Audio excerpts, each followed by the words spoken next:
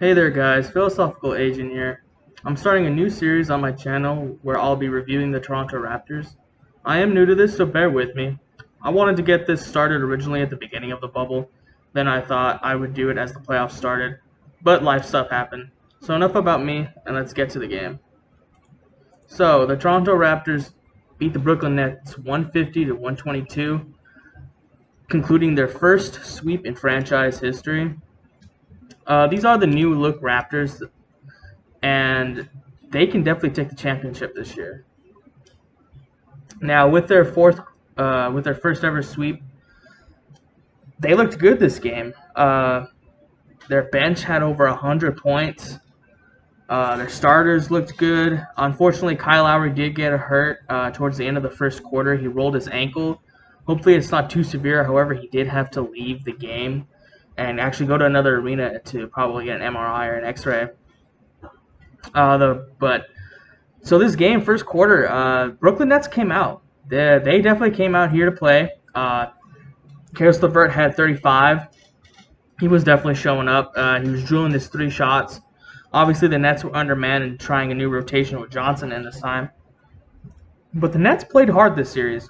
I know they're undermanned, that's what a lot of people will say. But this was honestly a good test and challenge for the Raptors because the Nets played hard. They really did. They did lack the talent, but they did play hard. So they did make the Raptors play from the beginning of the game to the end. So let's get to the players. Okay, so let's start off with Siakam. Siakam actually didn't have too bad of a game. He went 20 of 10. He was actually being his normal self. He was getting down low, being aggressive, driving to the post, using his spin moves, backing down players. And this is what Siakam needs to do, because I was counting, and he went like 1 of 7, 1 of 6 during his ISO possessions. And that was really hard and annoying to watch. I know Siakam's just trying to improve on his game, but the Raptors are all about ball movement. And I know Siakam's trying to get better at the hero ball stuff, but that's not really his forte. And what he was doing, how he was driving and then he was kicking out to shooters, that's what we really need him to do. And he was performing very well at doing that. Obviously, with the 10 assists, he was still active on the defensive end. I mean, he was a plus 26. So he looked very good on that end as well. OG Anunoby, he looked good once again. You know, his average game, 10 points. He did miss a couple open threes. And I feel like sometimes he has that good patience, but sometimes he waits too patiently underneath the basket. And that's what leads him to blocks. Marc Gasol, he played okay. He's still been slightly disappointing on the offensive end. And he's been kind of slow, even though he's lost all that weight. But he has been consistent. He has been decently all right against this smaller Nets team. However, I don't see him playing as much or even as effectively against this upcoming series with the Celtics, which we'll get into a little bit later. Kyle Lowry, you know, he rolled his ankle a little bit. I'm really hoping he's okay because we actually do need him. The advantage we got from Gordon Hayward going down, it basically kind of negate that if Lowry was out with basically the same injury. So hopefully he comes back healthy. I mean, there should be some time in between now and when we do play the Celtics, considering both of us got a sweep early. So we'll see how that goes. There's actually really no scheduling out. Van Fleet had 9 points, 2 of 3 from 3-point range. He was actually not too bad. He didn't play a lot, obviously, because it was basically a blowout, and Norman Powell stepped in for Lowry, and Norman Powell just had a great game. And this is what the Raptors need. They need all their players playing well, and we look so great coming out of this series. Everybody's looking good, looking sharp, hitting their threes. Their defense has been there. One more quick note on Van Fleet.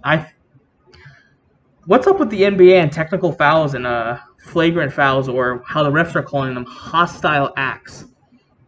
Because the Van Fleet got called for a flagrant foul on, I can't remember who it was from the Nets, some tall, lengthy white guy. I had never really seen him before, and he charged back at him after it happened, trying to get in his face a little bit. But all Van Fleet did was hold him down, just grab him, make sure he doesn't get the easy transition dunk. You know, because that could be very morale boosting for the Nets. You know, the Raptors are just trying to put them away.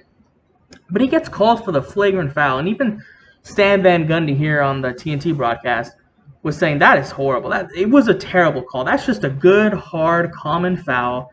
And I was surprised that it was actually Scott Foster, one of the better refs in the league, who dished that one out. So I was quite surprised about that because that's just championship basketball at the end of the day. You don't want them to get any sort of morale boost from just that transition dunk.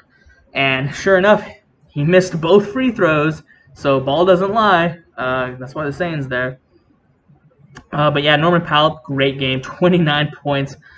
Just did everything. He hit 5 of 9 from 3. He was drilling his threes.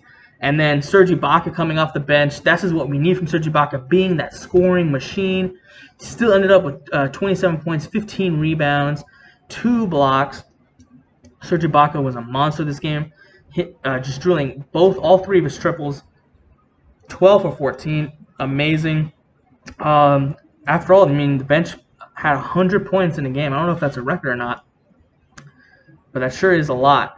And this is what we're going to need against Boston, because as Boston just beat Philadelphia, obviously I feel like the loss of Ben Simmons really just gave the 76ers an excuse, and they're that team that looks for an excuse as to why they don't perform. And then Tobias Harris took a nasty fall on his head. It looked very serious from the training staff when they rushed over to him. But anyway, he was fine after that. But the Boston Celtics, they swept him. And now it's a matchup between probably the best second round series of the entire playoffs in the bubble this year. Because the Boston Celtics and the Toronto Raptors are both contending teams. They can both make it out of the East without a doubt. If Lowry comes back and Hayward is still out, I do think the Raptors do gain an advantage from that. Because now the Boston Celtics 5 isn't as strong, and they have to move Marcus Smart up, which even less makes their depth even more noticeably weak. And that's where Powell and Ibaka can really shine, along with Terrence Davis. He had a good game, by the way. Came on really strong, had a nice vicious dunk. And OG Anunoby is going to have to play really good defense on Jason Tatum. I feel like that's going to be a good matchup to see. Boston plays really hard on defense. They're going to go small. I think the Raptors are going to have to go small. I don't see Marc Gasol being that effective in this upcoming series. I feel like Ibaka or the small ball lineup of Siakam, Anunoby, Powell, Van Fleet, and Lowry will be really big for us, really key. I could definitely see Van Fleet guarding Kemba Walker well. I mean, Kemba Walker has been having games. He's only been getting better in these playoff games so far. His numbers have only been increasing. Probably due to Gordon Hayward being out, so he's getting more touches. But everything's boding well for us, with the exception of just that injury. Siakam is just still missing those threes, 1 of 7. He really has not been consistent from 3. He makes timely threes. I will say that, like when they do need a 3 and Siakam is there, he actually does make them. But most of the time, it's just not. It'd be better if he just passed the ball out to somebody else, kept the ball moving. They look good. The Raptors look very good. The Celtics are going to be one heck of a challenge.